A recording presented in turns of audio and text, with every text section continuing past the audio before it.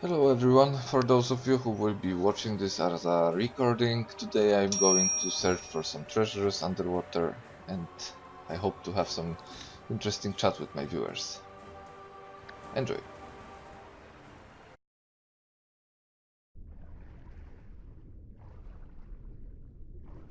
Okay, you are a returning player. Hello and welcome back into the game. You have a bit of space in Golden Ruins, 4 gazebos, 4 scarecrows and 2 thatched. Wow, that's a lot actually. Well, you plan to grow basic materials for small seeds and oils. Well, might be good, but you need to tell me how many characters with Patreon you are trying to get into the business. Because if you are planning to maintain this amount of land and craft oils plus make charcoal runs, then I'm not sure if you will be good with labor.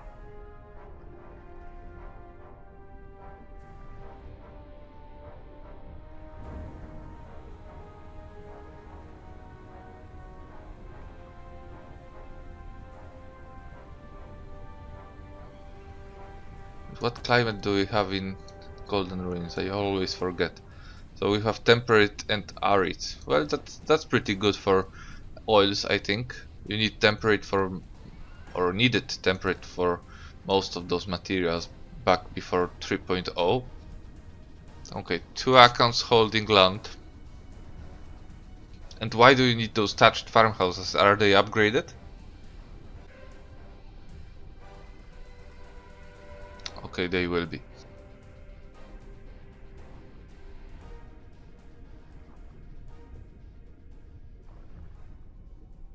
Well, I think it might work, that plan that you have, but if I could give you an advice that's a bit different than what you are trying to do there, I would suggest that you look into how much you would have to pay for those mineral water pumps that you can buy for what was it? Lord coins.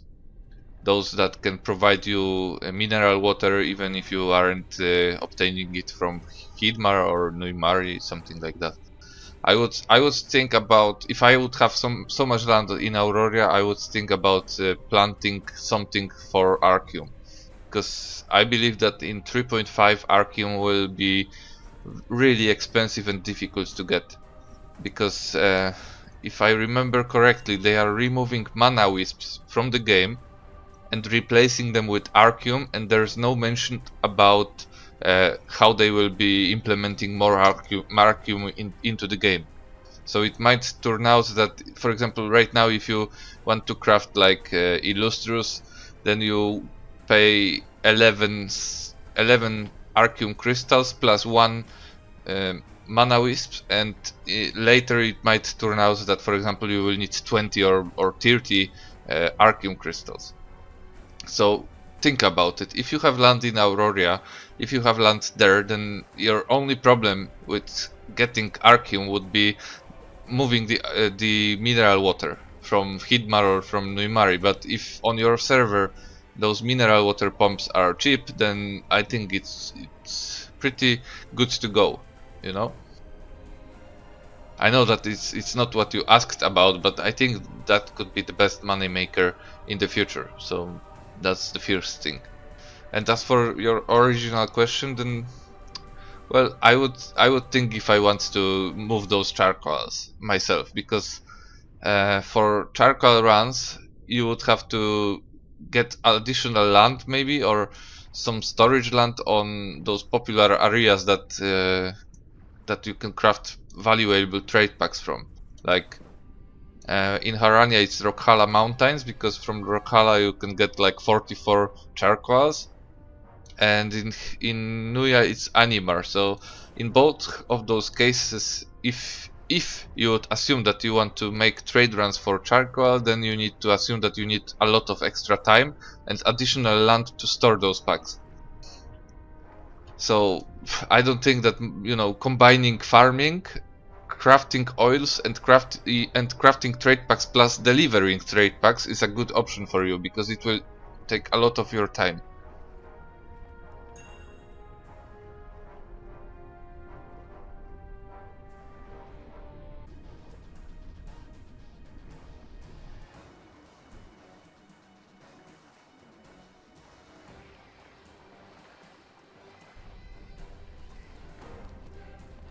Nazar, never played there.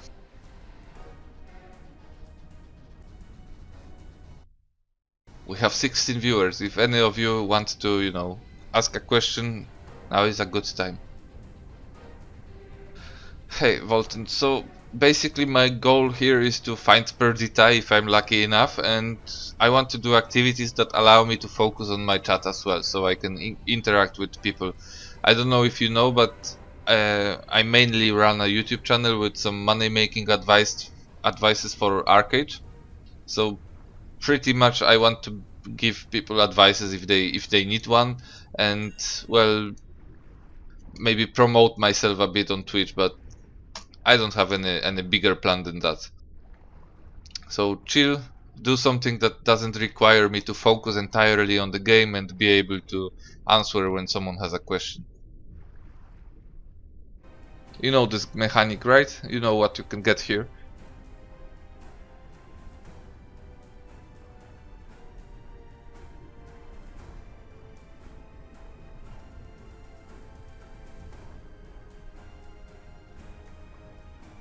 Okay, so this is what I get pretty much from those. Oh, you see this one?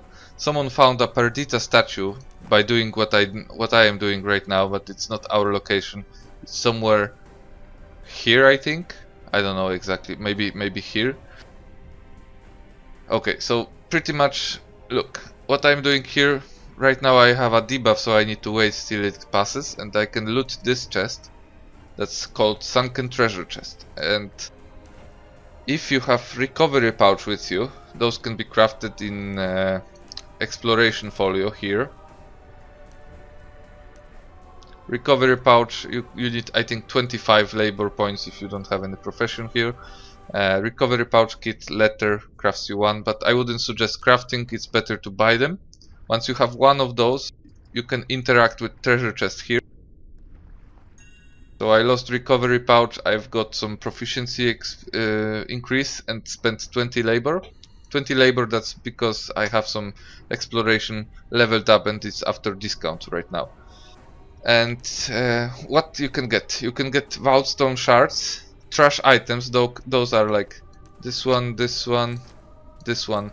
Those are vendor trashes, but look, this one for example sells for 1 gold. You get Eon and Shipwright design bags. Those can contain various types of designs, but most of the time they are like high-end designs that nobody needs and nobody wants to buy them. But when you open them, you will also get Brinebowed rock. Let me open one. Look, this is what I've got here. I've got 2 designs and one of those Brinebowed rocks. Wait, I will open this one so it won't disappear. So we've got 2 not so valuable probably vendor trash designs, and we have Brinebowed rock. Let's check the price. Well, it's overpriced. It's 21 gold, but I don't think it will sell. Someone was like manipulating the market, so I think that realistic price is maybe 9 gold from it. So this is what you get from those Eon and Shipwright design bags. Next item that we have here is Ivor's travel journal. This is used for to obtain a title for some kind of quest, but you need really a lot of those, so I just usually throw them away. We have Chrome submarine design. If you collect 200 of those, you will be able to combine it into a submarine design that looks like this one. It's pretty useful for advanced exploration activities. It's really bad transportation device or vehicle, but it's good for exploration because it allows you to recover sunken shipwrecks, whole sunken shipwrecks. And if you don't want to use it, you can sell it once you combine 200 of those scraps. You will get a design that's tradable and probably worth a few hundred gold. And last item here is Vaultstone shard. You combine 35 of them into Vaultstone, and once you got Vaultstone, you can turn it into a decor item. Those chests are underwater in open ocean, so I wouldn't search them, for example, in a lake or something. I would always go out into open ocean to find them and find usually random locations. But there's one thing that can give you a hint where those are located. Those are located around shipwrecks, so if you see a shipwreck once you dive, there's a chance that around shipwreck there will be 1 or even 4 treasure chests around it, so you can loot them. And that's not everything. Cherry on the cake here is that you can obtain a trade pack if you are lucky enough, and this trade pack has a value of 1000 gold, and then if you find it, server broadcasts the message that in this location someone found Perdita, and pretty much what happens next is that you are in danger because other players might want to steal it from you. But it's worth 1000 gold, that's why it's worth to go out here, and it's like a bit of gambling. You can get it or maybe you won't get it never. No, but there's no certain ocean, but Arcadian Sea is the biggest one, so I usually go out into Arcadian Sea, but you can go like Castaway Strait here and find it, and my last location that I would go is Halcyona Gulf. I always had some problems here to find something, and even here in Ferryle Sound you can find those treasure chests here, but it's like far from the shore. You shouldn't focus around searching nearby locations to shore, but go like deeper into the ocean. And besides the 1000 gold pack, there's a bigger chance for lesser trade pack that's worth like 100 gold. So I'm collecting trash items here. If I get lucky, I will get 1000 gold or 100 gold trade pack, and I need to deliver it to ocean traders, which are located. Let me show you. One is here. Of course, that's not a smart idea to go here. Friedrich Island. Second one is located for pirates on Stormrow Sound. You can go to Diamond Shores and sell it somewhere here on those locations. So when Diamond Shores is in peace, then you should be safe to sell there. And for Haranis, we have one in Solis here and one in 2 crowns for Nuyans here. So pretty much where Ezzy's Light is.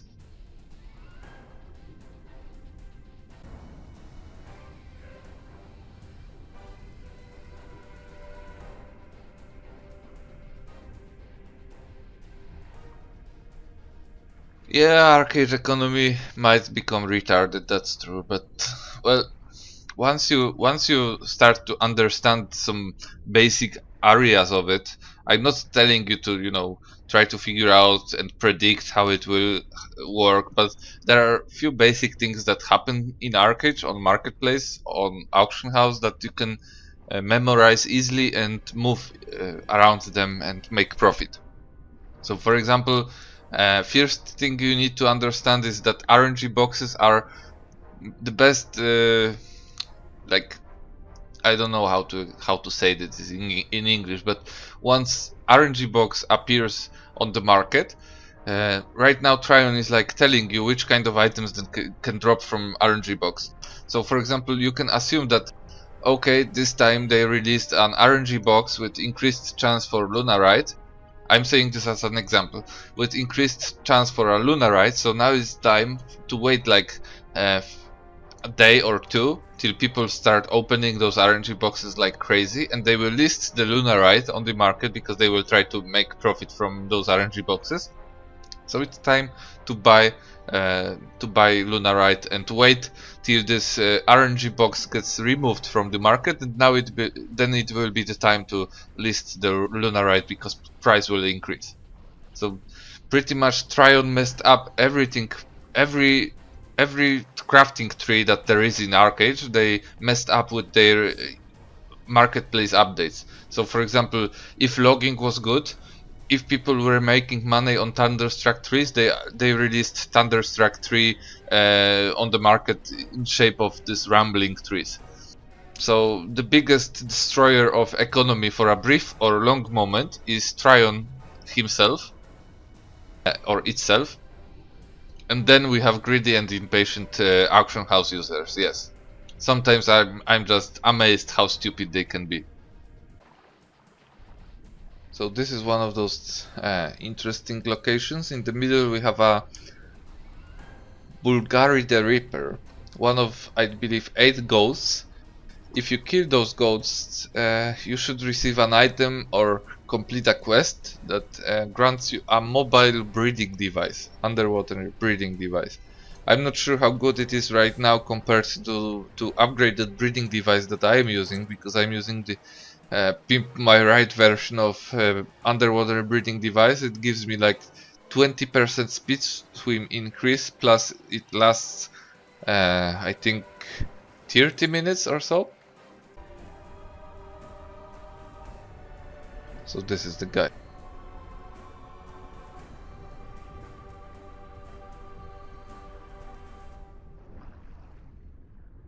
Looks pretty scary.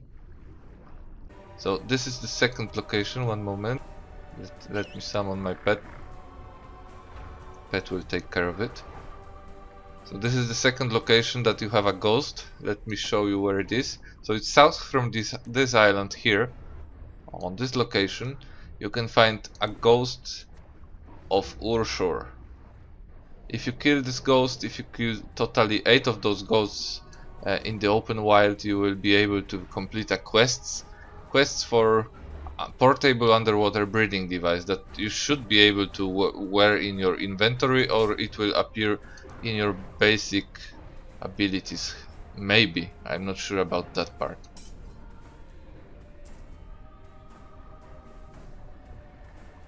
And this is where I have to stop the stream because I have a dinner ready, so I need to go. So thank you very much for visiting my stream. Remember to visit my YouTube channel for more content, and if you have any questions, then just send me a whisper or something and I will try to help you out. Or comment below one of my videos. I read those comments so I can answer as well. Thank you very much for watching, and see you everyone.